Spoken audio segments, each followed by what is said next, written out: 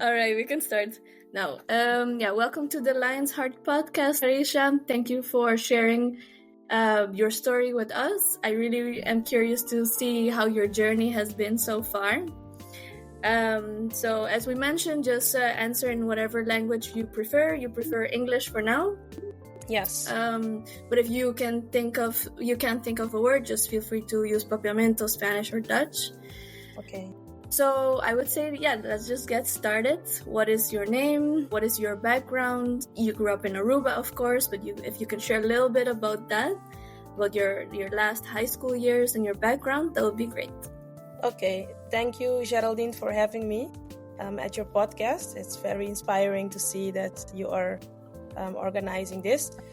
So my name is Kareesha Mohamed, and I am 28 years old. Like you said, I have grown up in Aruba. I grew up in the city of Paradera. That's close by to Oranjestad, if you don't know Aruba.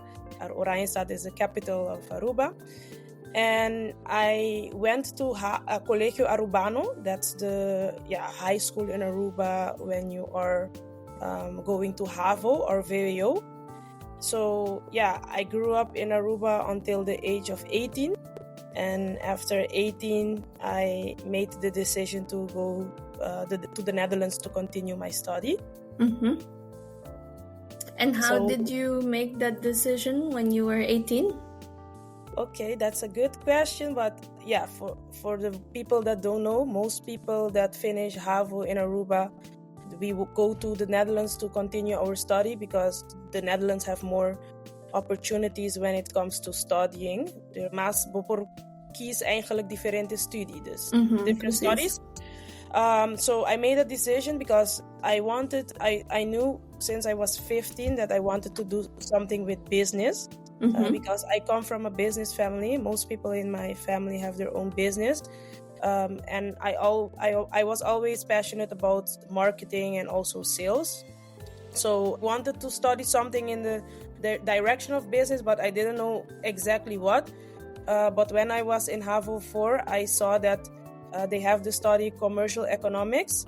That's more the commercial side of business. So when I was in HAVO 4, I was looking at the different schools in the Netherlands. And yes, I saw that Nijmegen is a city where I have family. So I was thinking about going to Nijmegen because it's good to go to a city where I have support because I have never been to the Netherlands before. So that's how I made the decision. I made the decision because, it's normal to go to the Netherlands. There are more career opportunities and studies opportunities. And besides this, I also have family in the Netherlands in Nijmegen. So that's how I made my decision to go study abroad. Okay, and how many years ago was this? This was almost 10 years ago. I was 18, now I am 28. Yeah. In August, I will turn 10 years in the Netherlands. It's a long time. Yes. And would you say you feel more at home in the Netherlands right now? Well, at home is a big word. I don't feel that I am not at home, but I don't feel I am at home either. I don't know. I think I got used to living in the Netherlands because. So you're used to it, you would say. I'm used to living in the Netherlands, but Aruba is my home. So the feeling of home, I feel it really deeply in Aruba. Okay. Yeah. So you still have that longing to go back one day, or is something for later? Well, it's a interesting question because I am in the phase of going back to Aruba. So it's gonna happen really soon. Okay. Yes. Yeah. So I think it's happening really soon because it was always my goal to finish my studies in the Netherlands and go back home. Because I want to mean something back to my community because I think it's nice to stay in the Netherlands and continue your career, but it's more beautiful or more meaningful if I can go back with all of my knowledge and experience to Aruba and contribute back to my island. So that's the feeling that I have every day. And that's why I want to go back home very soon. Yeah. Oh, exciting. Yes, very exciting. But okay, so before we get back to that, I'm just curious to know how it was when you just moved to the Netherlands. How did you experience the culture, the cold, the university, all of that? Well, so when I came to the Netherlands, it's just good for you to know I've never been to the Netherlands before. Yeah. So it was a decision, a big decision. But like I said, most people of Aruba go to the Netherlands to study. So it's normal for us. But when you are in the Netherlands, you realize it's a big step that we take. So coming to the Netherlands was a culture shock for me. Mm-hmm. Why? Because it's cold. So you are coming to a cold country, and in Aruba it's very warm. Every day we have sun, and in the Netherlands you don't have sun every day, so that's a big difference. Yep. And also besides this, the people them are different. They speak Dutch, and in Aruba we speak 4 languages: English, Papiamento, Spanish, and also Dutch. And yeah, in the Netherlands, you also see that people are more, they are less social. In Aruba, we are more social. And but in the beginning, I didn't realize that until I've been living here for 1 year. Then you will start realizing things. So yeah, coming from an island, it's a huge step because it's also big. The Netherlands it's a small country in Europe. But if you compare it to Aruba, it's still big, because if you want to go from one city to another city, you will go by train and you will be 1 hour in the train. So yeah, so the distances are quite big. And it is also good to say Netherlands is really, really innovative as a country. So things that we are not used to, it's normal here. For example, on the area of technology. Everything in the Netherlands is like really advanced when it comes to technology. And in Aruba, for example, we still stand in the line to pay our bills. Oh yeah, so those things are really different. But because I'm young, or I'm still young, but I was younger, I got used to it really quick. So it's really easy to adapt. Yeah. Okay. Yeah. So you mentioned the cold and the how social people are. Do you think these two are related? Because I would think so, right? Do you think they're more social in the summer? I think they're more so. Yes, it's obvious when it's when it's summer. Everybody's outside. Everybody's happier. People sit outside to get a drink. So you see a big difference in their mood, in their emotion. Yeah. So definitely, yes. And during your studies, how did that go with other students? How did you join sports verenigingen, or how did you socialize with the people here? Luckily, you had your family, but I would imagine you also need to build your friendships. Of course. So yes, when in the beginning we had like an introduction camp. I would advise every person that comes to the Netherlands to join a camp like this, because it's provided by the school. Not all schools have that, but my school had that in the beginning we went camping with the whole class, and it was like a networking event, so you can get to know your other students in your class. So I took part of in such a camp, and it was really nice to socialize and get to know other students. So that was a beginning for me to get to know my colleagues in my class. So that was that made it easier to adapt to the new environment, to getting to know new people. So, but I'm a pretty social person, so for me it was not difficult to socialize because I'm an extrovert, so that makes it easier. But I can imagine if you're an introvert, it can be more difficult. But yeah, just do it. You never know. You can get to know other people that are also introvert, that also feel nervous to get to know other people, but it's important. So, but I was not part of a vereniging. I didn't do that. But I was, Dutch people, they like to go out student nights. You had student nights on Thursdays. In Nijmegen, it's on Thursdays. So I went out with them. So I used to go out. They were inviting me always. Hey, let's go out. We're going out this Thursday, and Friday we have class, but just join. So I went out with them, and that's how I became part of the crew, or you join them. So that's how I did it, and it helped me a lot, because we don't speak Dutch really good like them. So when you socialize with them, you also learn the language quicker or faster, because you hear that and you learn how they speak. So it will be easier for you to improve your language, your Dutch. So what would you say is the biggest difference between the Dutch we speak on the island and when we come here? Because we do get our diplomas, our high school, the HAVO, and everything. The difference. I think there are a few words that they use different than us from Aruba. I can't really remember which words, but they like to use spreekwoorden. Oh yeah, okay. Yeah, and I don't know all of them.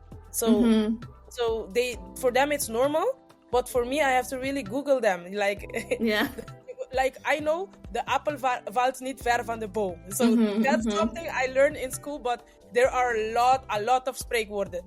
Yeah. So they like to use spreekwoorden, but besides this, they also use other words, but I can't remember which one right now. Yeah. But they speak different. Like we get Dutch in school, but it's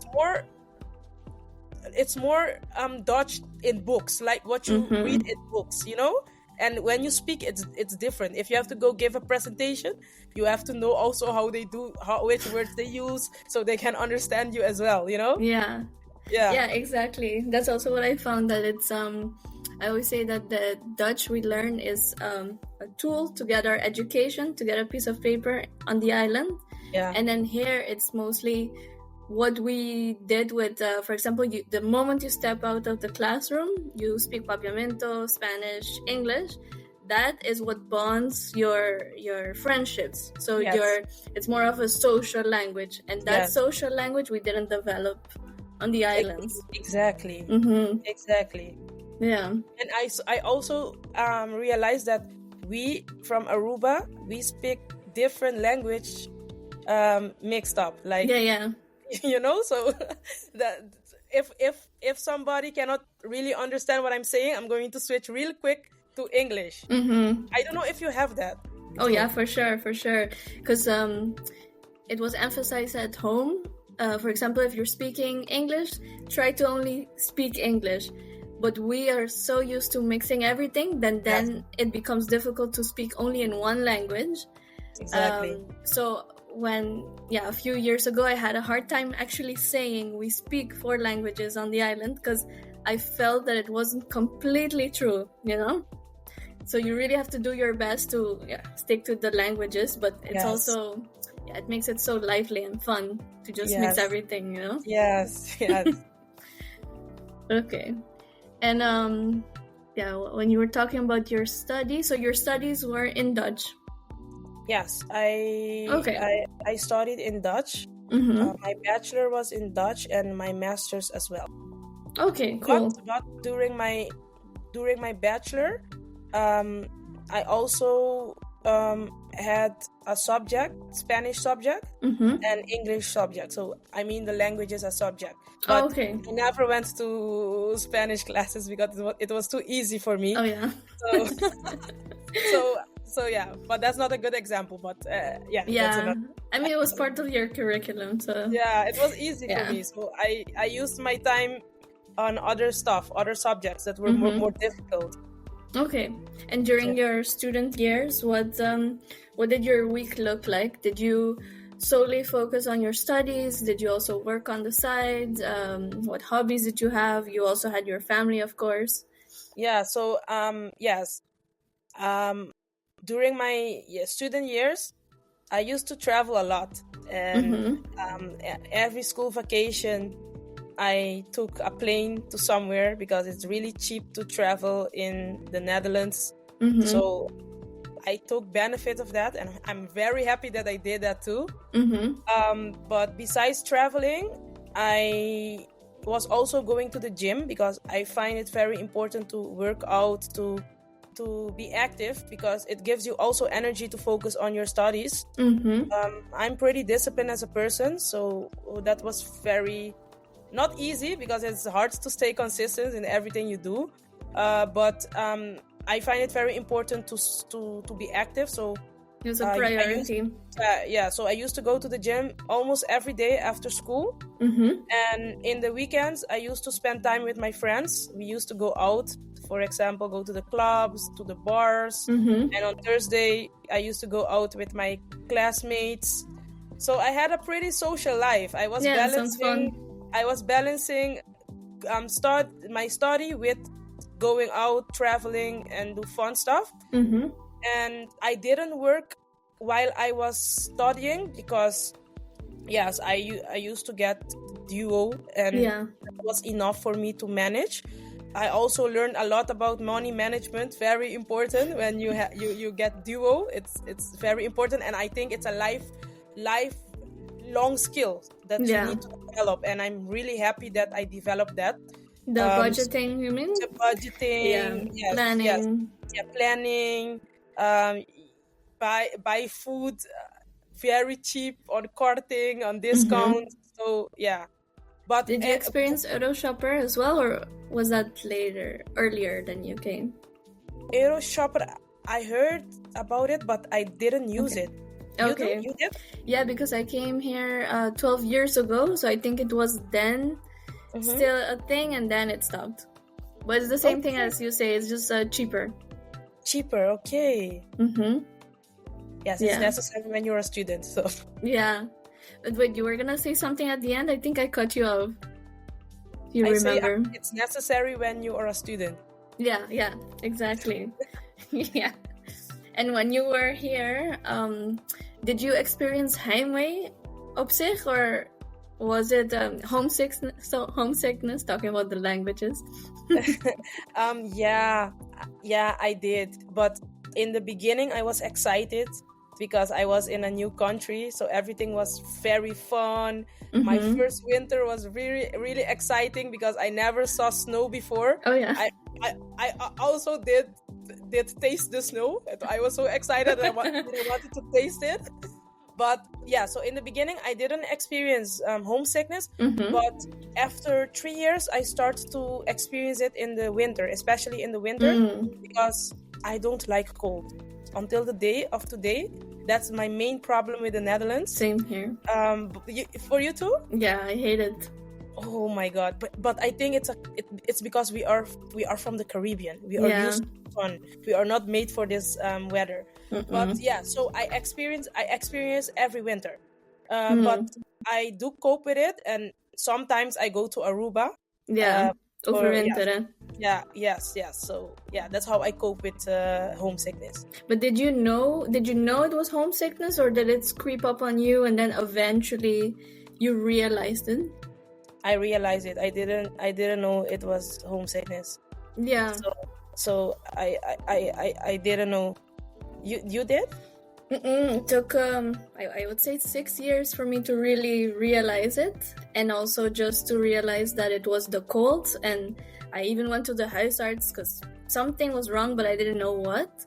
And then he told me, okay, you need to meditate every day, and you need to take vitamin D every day, because he's super whiter than me, and he takes vitamin D every day. So he's like, you definitely need to do that.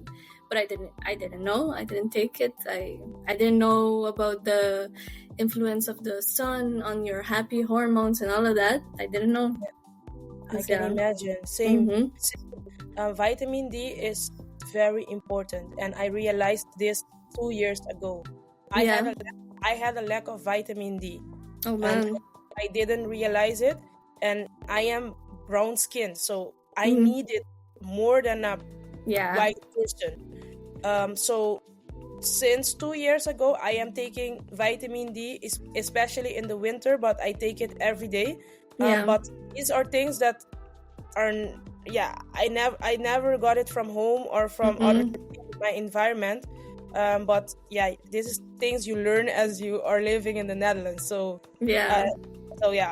Or they say it's a good tip for people that are coming to the Netherlands. Take for sure.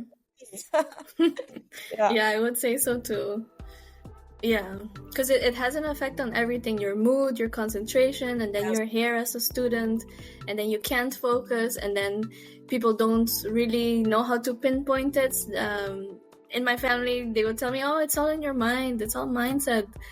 No, it's not always just mindset. Sometimes you need a little bit extra, so get your supplements, do something. Yes, it's very important, because like I said, I go to the gym, but the gym is not enough, because the sun is natural energy. So besides going to the gym, you also have to take vitamins so you can have energy or natural energy in your body and eat healthy. That's also important. Yeah. I find it very important. When you were studying, you were also cooking for yourself, I assume, and doing all the housely chores and everything. Yes, that's the hardest part when you're a student, that you have to cook every day. You don't have to, but it's better, because like I said, we don't have a lot of money when we are studying. So if you order every day, believe me, you will not have money to spend on other stuff. It will go, like 60% goes to grocery or to food, ordering food. So I used to cook every day. I still cook every day, of almost every day. And it takes a lot of your time, but at the end of the day, it saves you money. And also you eat healthier as well. And that's very important. For your, it's just very important to eat healthy. Yeah. Do you think there was a big difference between how you ate on the island before you came here and now? What is the biggest difference you see there? I think I love this question, because this question is for me, it's very important, because when I came to the Netherlands, I got to know myself when it comes to eating habits. I developed a new eating habit, because when I was living in Aruba, my dad used to cook for us, for me and my brother. I used to eat a lot of rice. I used to eat bread. But since I am living in the Netherlands, I am eating differently. I am eating more healthier, because one, it's cheaper to eat healthier in the Netherlands. Fruits and vegetables are just cheap in comparison to Aruba. And also you have more, I think more, it's another country, so you have different stuff that you can eat here. But when you're living on your own, you really get to know yourself as well, what you like to eat. So I developed a new eating habit, and I'm really happy that I did, because now that I'm eating different, my body, I also feel better. Because back then I used to eat bread, but bread is not good for me. I don't feel good after I eat bread. So now I'm not eating bread anymore, and I see my body reacts very different. I feel good. I have energy. I don't gain weight. And in Aruba, I used to eat pretty unhealthy. My dad cooks healthy, but for example, if he doesn't cook or they don't make me breakfast in the morning, I will eat pastichi. You know pastichi? Yeah, of course.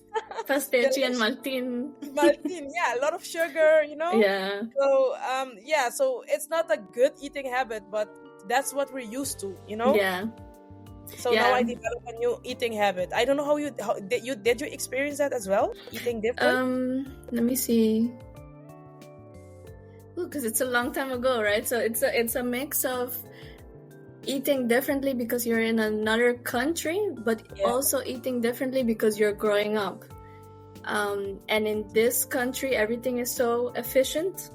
So food is also efficient. So for example, my boyfriend and I always joke about the broodje kaas. Droog, geen boter, gewoon efficient, Yeah. And on the island, it was always about the flavors and how good it tastes. So I really remember being in colegio and going to Tantanini and buying a pasticci pizza. Yes. So that was my jam too.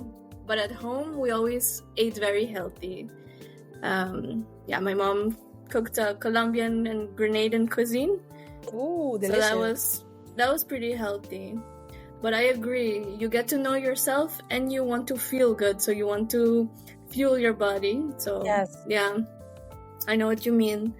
I still eat bread, of course, but there's also this diet called the keto diet. I don't know if that's what you're doing. Yeah.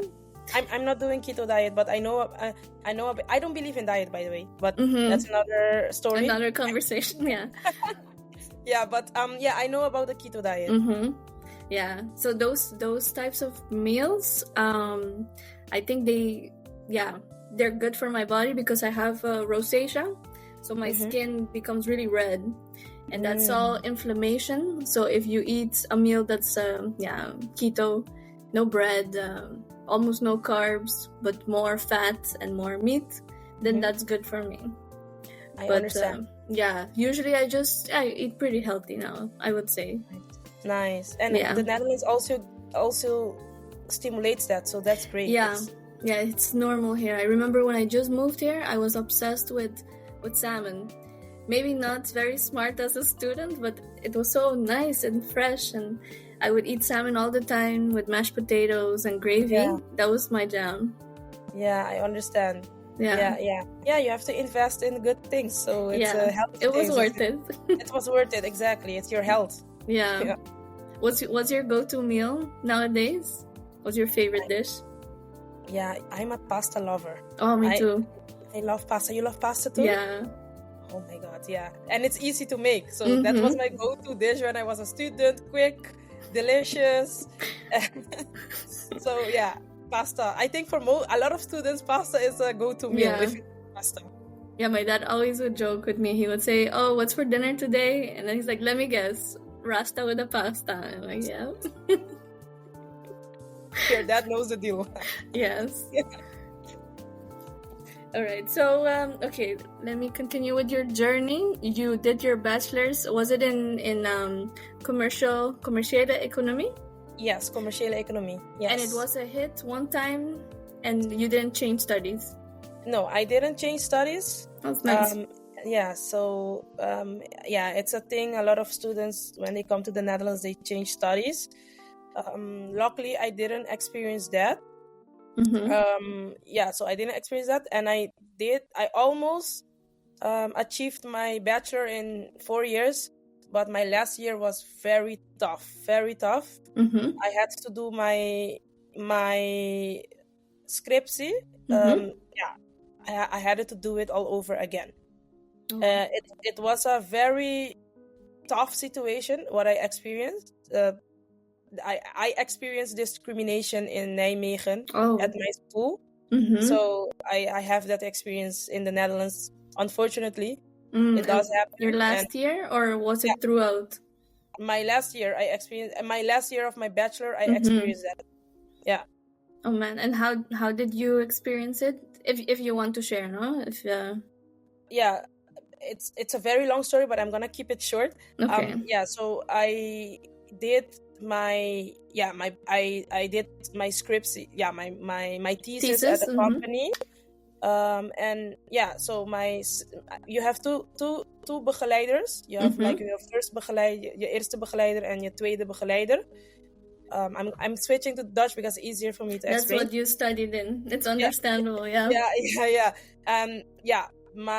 Mijn tweede begeleider, she didn't know me, but anyways, I had to defend my thesis.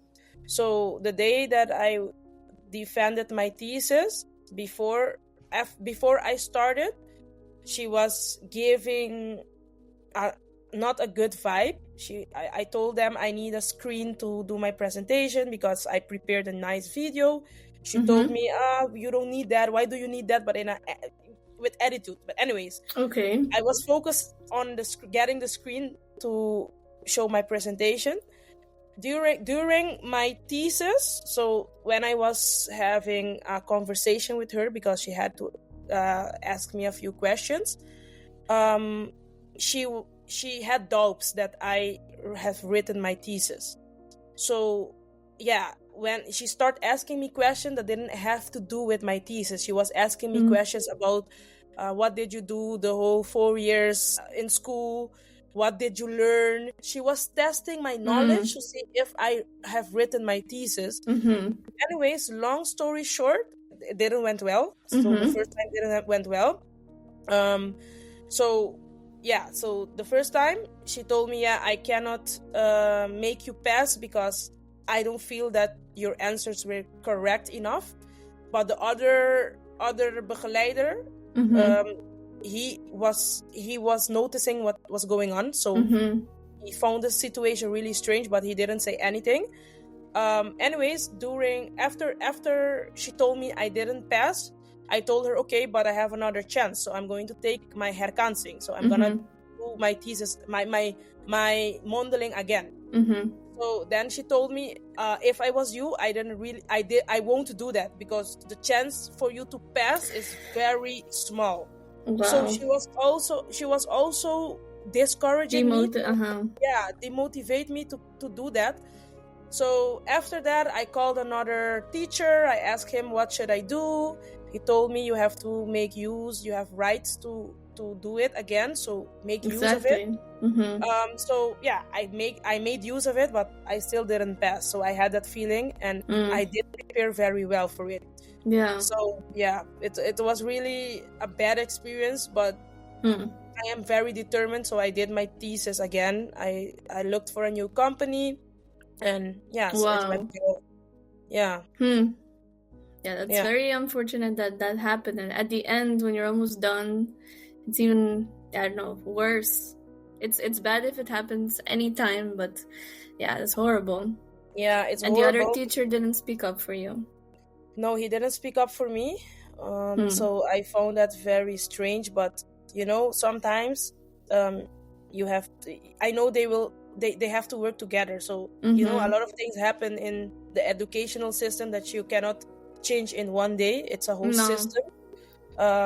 But discrimination still happens, and unfortunately it happened to me, but I can say it didn't stop me from achieving my goals. So it made me stronger as a person, and I'm happy. And I am open about it because I think people should also know and be aware of these things, so you can know how to deal with it. So that's the most important thing. Be aware of it so you can know what you can do to deal with it, or to overcome these obstacles, because it can happen with anybody. Yeah.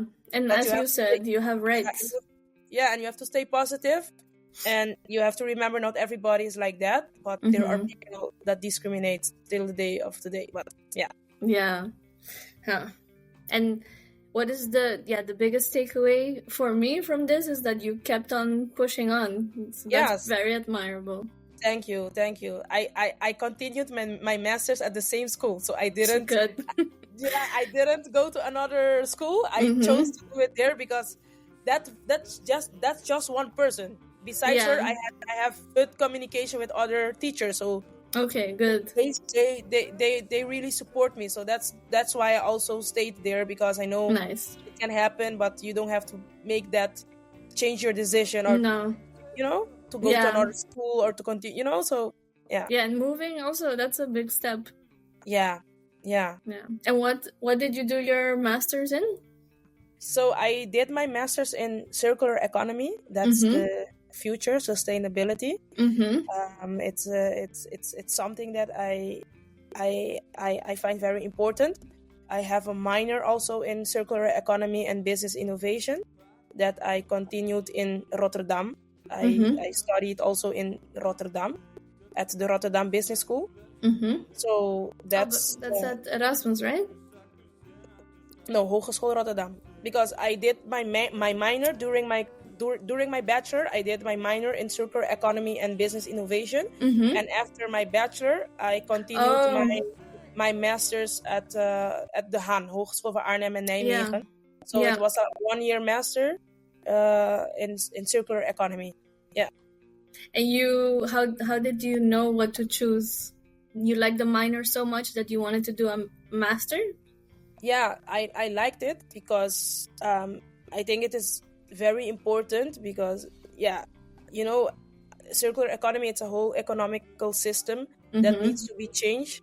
So you can do business, but you have to take in consideration that we also have to protect the nature, and we have to also protect our community, or you have to come with something that benefits both parties, the nature and the community and people. So I like that. So that's the reason I also did a master's in circular economy, because I think it's also the future. For example, if you see Aruba, we have a waste problem in Aruba, and Aruba has a lot of tourists, and we have a lot of opportunities when it comes to waste management. So we have to start with that. How can we manage our waste so we can create new products, or we can do something with our waste so we can grow economical in the future when it comes to sustainability. So it's a broad study, but you have to specialize in a topic. And I did several projects on this field, and I also worked in this field after my master's. So very nice. I have also working experience in circular economy.